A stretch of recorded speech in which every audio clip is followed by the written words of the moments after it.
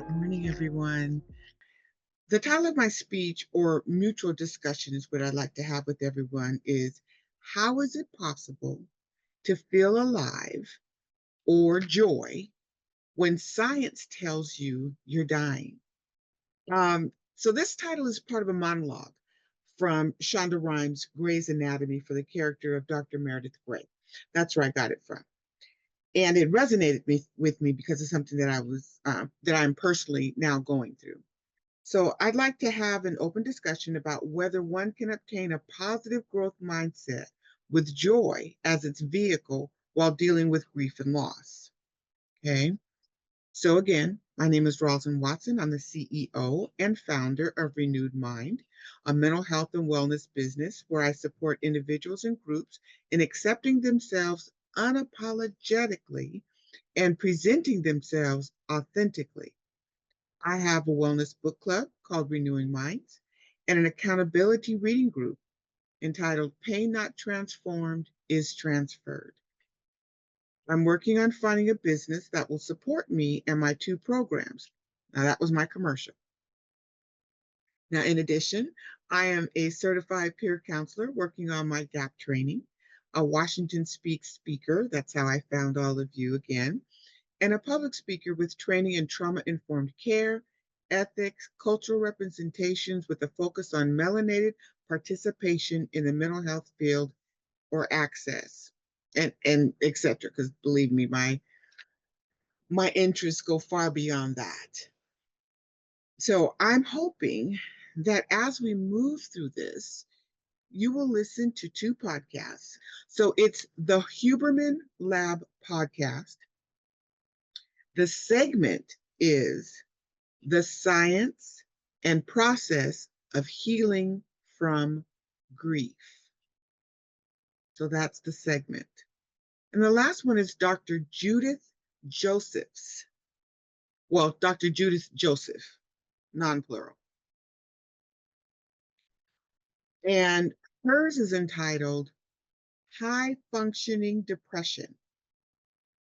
Now, I won't spoil it for you as far as the podcasts are concerned, but I am interested in discovering if you found anything useful for your toolbox for mental health recovery and your maintenance of recovery. I want to know if you can, once you go read these or once you listen to these podcasts and you take your notes, what did you find useful for your toolbox?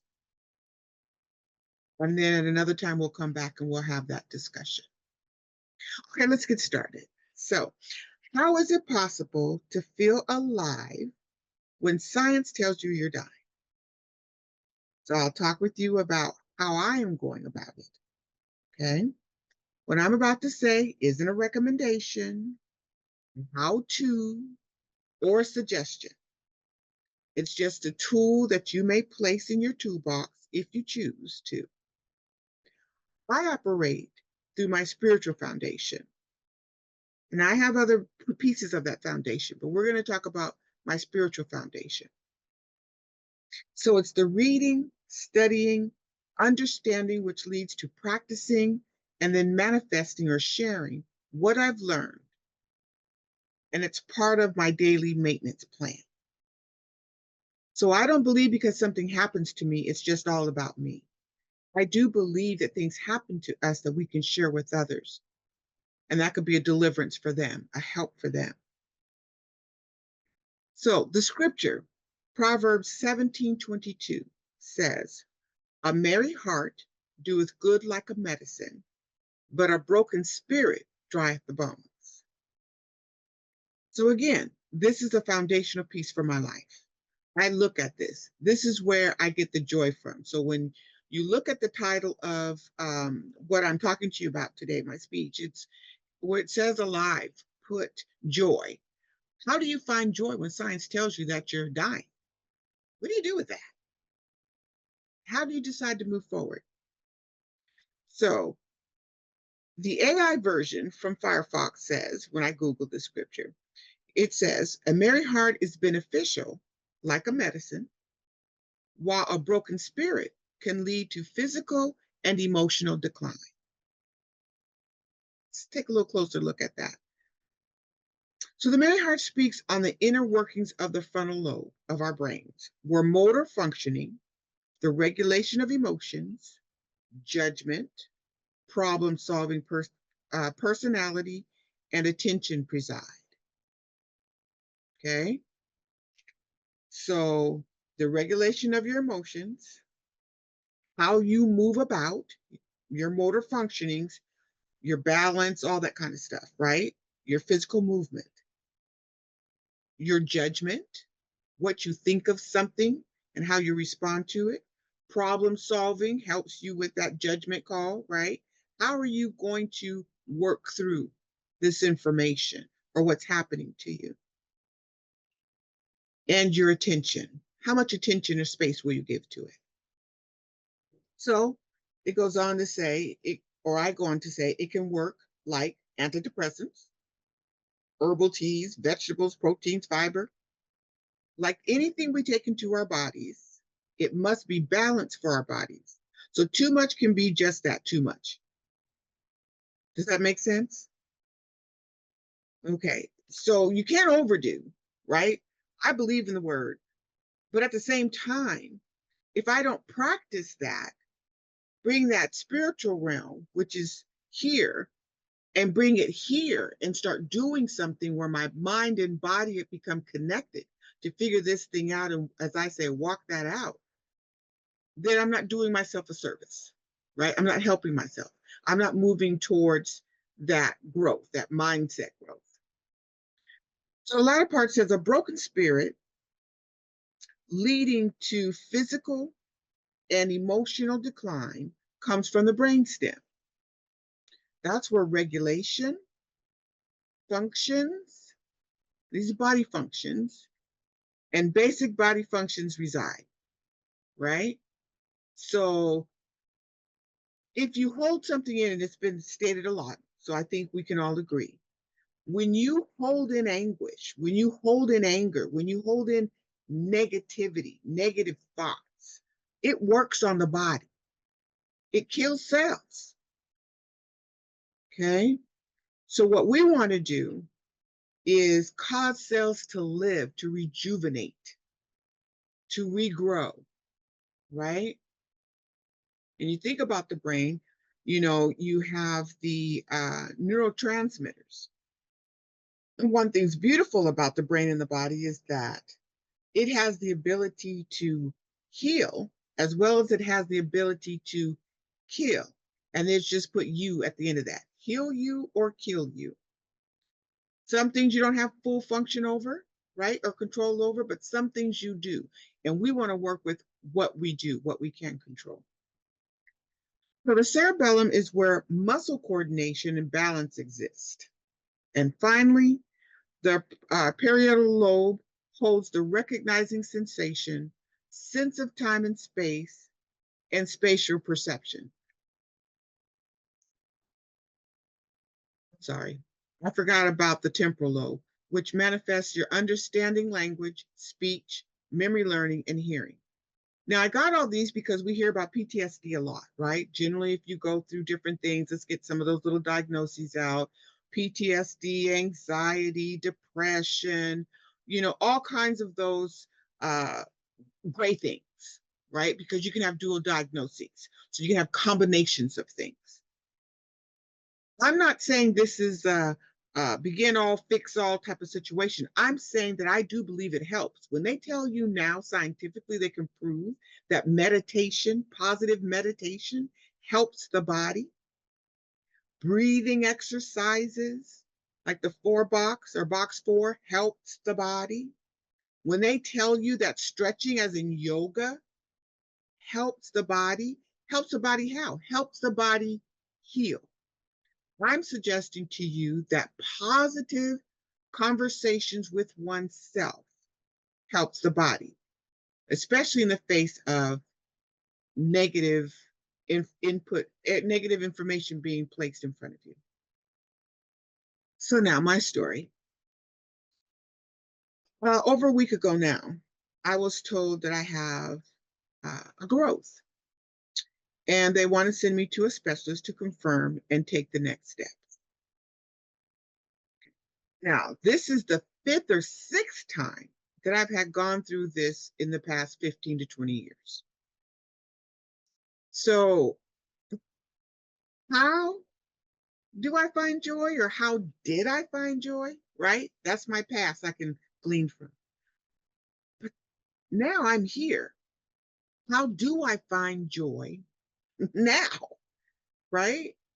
I'm a different person. I've gone through other life experiences. Do I still have within me what it takes to find that joy so I can enact these things we talked about with the brain? That will help me.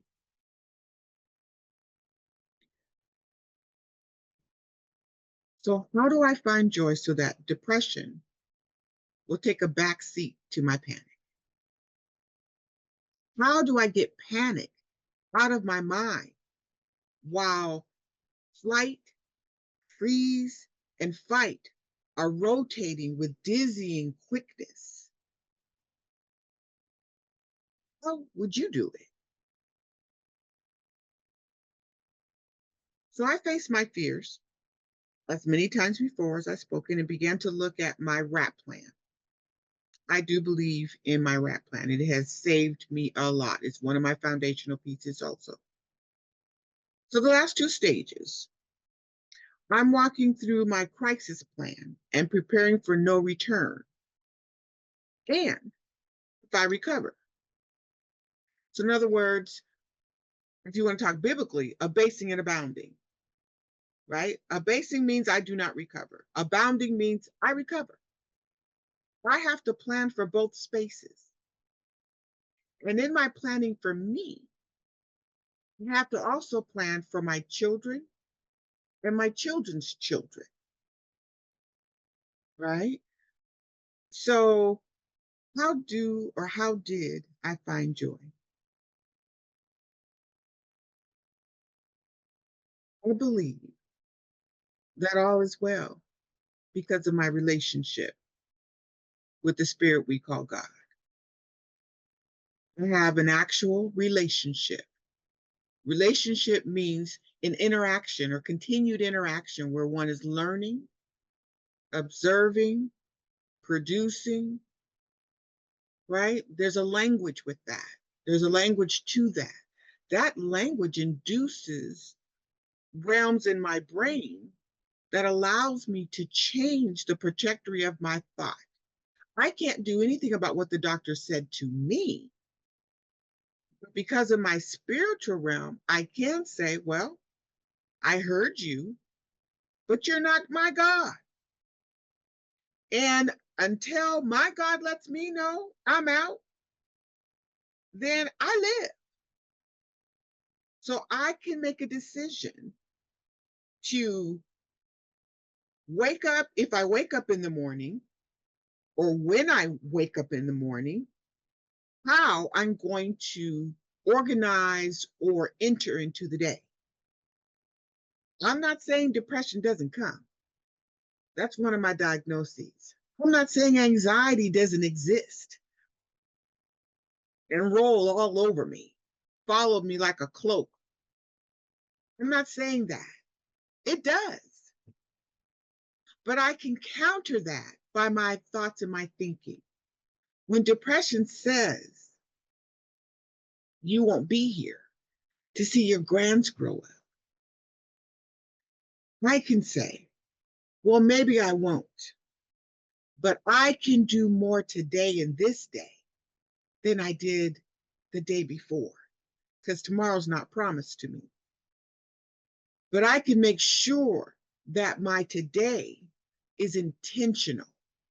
So, what do I intend to bring forth and manifest today?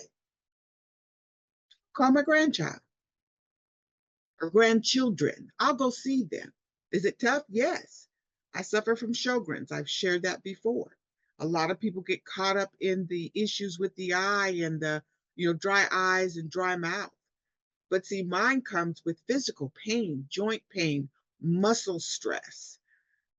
And there's nothing like trying to walk and your hips lock up. And it's difficult to move and it's pain. Oh, people. I wake up in pain every day. It's rare that I do not. And then migraines or headaches. It's rare that I don't have them. I can complain all night, and some of you might give me your shoulder to complain on. But to help me, I would prefer you acknowledge my pain and then help me dig through my toolbox to move on. Because I can't, what can I do about the pain? Right? These are action things. How can I change my mindset, my realm of thinking?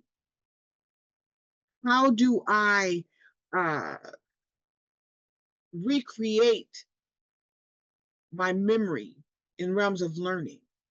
What do I want to do with me that will make a difference to me and hopefully a difference to others? So my new walk, new path is not over. I've been making a lot of appointments with different specialists uh, to get the data that is needed to see how I might proceed. So just like it's done on a medicine realm, right? Going back to how things are like a medicine, I need to do that, take that medicine and put it into where it works for me in the realm of joy. Does that make sense? Okay. So I can take my broken spirit, I can let it or allow it. And sometimes, even if I try not to, it may work in some physical pain for me. Because if I'm anxious and whatnot, that tends to stress my body, which tightens muscles, right? So if you already have tight muscles like I do, and then they tighten some more because you're anxious or you're scared. I've gone through it. I had to go by my brother's job just for a hug. He needed a hug. And he's looking at me like little brothers do, like he's a big brother. He gave me my hug though. So I appreciated it. I needed that. So we can take that broken spirit, we can look at the physical or emotional decline. We can accept all that comes with it because people will help us. I call them Job's friends, right? They'll tell you all different reasons why you're in the pain that you're in and what, depending on where they're coming from, right? They'll give you their story and pile on, pile on, pile on, right? Pile it on, pile it on. When all you really need is someone to sit there with you that you can bounce information off of while you work it out. Come color with me. I think I want to color. You come color with me? We don't have to be in the same exact space. We can have a 10th degree of separation, but if we FaceTime, if we use these tools, I can get great joy in watching you color as I'm coloring because you're with me. Breathe with me. Say, hey, Roslynn, because you hear my tone getting higher and higher. You hear my speech getting faster and faster. You can hear the quivers. Go ahead and stop me and say, hey, friend, let's just breathe for a minute. But we have to sometimes direct those around us into what we need. That's where the authenticity comes out, where you have your boundaries and you continually go back and forth to see how close or how thick they need to be to help you live or find joy. I'm into colors. Of course, I mentioned coloring, but I'm saying that I have a color that gives me energy. And so what I do, because I suffer from different things like depression and anxiety, I put those colors throughout my house. So I get a splash of energy from the notebooks I buy to the what do you call those post-its, pictures, clothing. Oh, because here's my color. This is my joy color. When I need that lift and that sense of comfort, because this says life to me, that green, that vibrant green, not that neon green, but a kind of a vibrant life green. That's what I see when I see this color. I see life. And then I just imagine myself tuning in to that vibe. You see my background. I took this picture from my parental backyard where I grew up, right? Of course, we still have the house and everything. My mom's there, but I took this picture before she butchered the bush. It's no longer, it's, it sticks now coming up out, no blooms. But I took this before then because when I look at it, it's vibrant. The sun is shining just so, it's like life. So I change or I find joy any way that I can, be it in talking to someone or not talking to someone. I ended a friendship for that very reason because it was always toxic and negative, right? I color, I meditate, I breathe, but I'm honest with myself. When that feeling creeps up about what could be, what could happen, call myself and acknowledge, yeah, it could. I could leave here today. I could leave here any moment. But I'm here now. What do I want to do for me that brings me life now? It could be a good peanut butter and jelly sandwich. Honestly, things are just that simple. Me, it'll be those Kodiak pancakes, the wheat pancakes with butter and peanut butter. If you haven't had it, I'm telling you to try it. Make sure you use the eggs and the milk, and I use almond milk. But the thick kind, not the you know the liquid water kind. Just to let you know if you're gonna try it. I don't want nobody coming back at me. But there are ways to help us get through hard times. I don't know your way, but my way, as I stated, also includes my grandkids and watching the 3-year-old order me around, open and close my refrigerator. I mean, using up all the heat and then the stuff that they should not be in. You know, having to tell them one, then they straighten up. Sometimes I get to two, you know, but it's just this, for me, it's the smaller things. I'm dealing with the big things.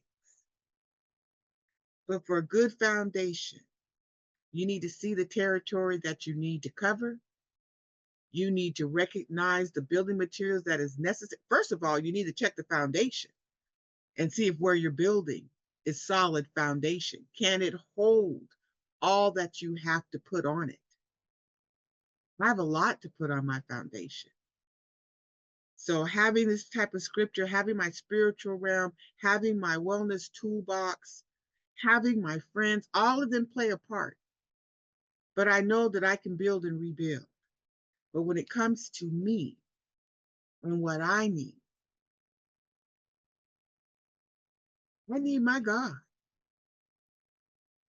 And that's what came around to me again. I need my God. And with that, it doesn't require anyone or anything. It just requires me and my relationship, the work, right? I don't know if you heard the scripture, faith without works is dead. Well, the Lord had brought to me one time, faith with works is life. So remember that as you go through. And I appreciate those who know the power of prayer to keep me in their prayers. I'm looking for another miracle that they'll go through all of this and find out that it's just blockage of mucus or something, instead of something different. I'm telling you, a thank you goes a long way. A card, a handwritten card in the morning, a good morning. I appreciate you for being in my life. Stop and be intentional about your wording when you speak to others.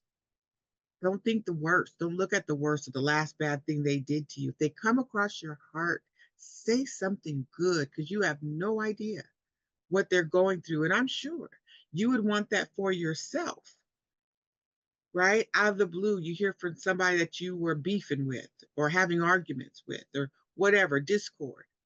And they say to you, I miss you. I love you. I'm not ready to talk to you, but I miss and I love you. How awesome is that? I do hope that you look into the podcast. I hope that you truly consider what I've spoken today. I am so grateful for the space that you have honored me with, your presence. I feel very blessed behind your just showing up. So, thanks everyone. Thank you.